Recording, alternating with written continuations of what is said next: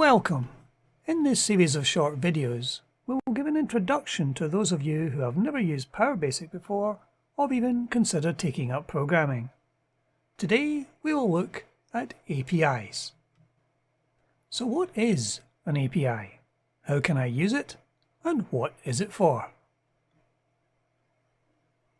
The acronym stands for Application Programming Interface.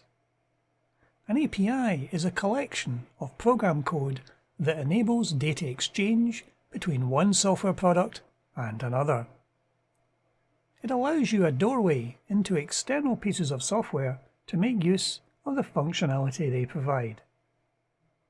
This interface can be between two pieces of software on your own computer, or two applications on different computers entirely, allowing them to pass information to and from each other. So how can I make use of APIs? The truth be told, if you are already programming in PowerBasic, or even most other languages, you are already using APIs to communicate with the Windows operating system. At the beginning of most PowerBasic applications, you will see a line of code to include the Win32 API include file.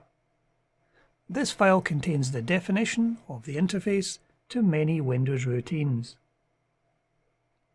So an API is basically a standardized way to pass information to and get information from another piece of software or application in a seamless and efficient way.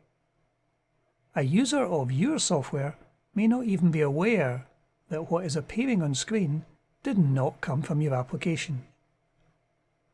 So what advantages do APIs give? Say for example, I want to connect to a database. I didn't write the DB software, so whoever did will need to publish documentation on how to get data into and out of it. This documentation will be the details of the API.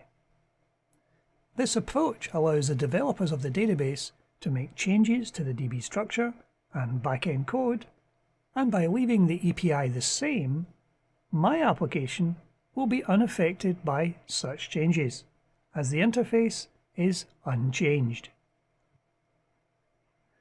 But what happens if I need to connect to a different database from another manufacturer that has a completely different API? Do I need to rewrite all of my code?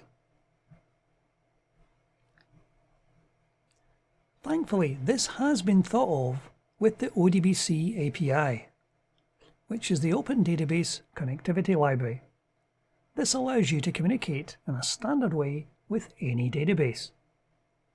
So communication with different types of databases, while perhaps not completely seamless, becomes less of an issue. So three different systems have a standard mechanism of passing data back and forth, minimizing the amount of work needed by you, the programmer. So can you create an API? The answer to that is yes. One easy way to do this is to create a DLL of your code in PowerBasic or some other language and set up your functions or subroutines to be exported, thereby becoming the API definition needed to access your code.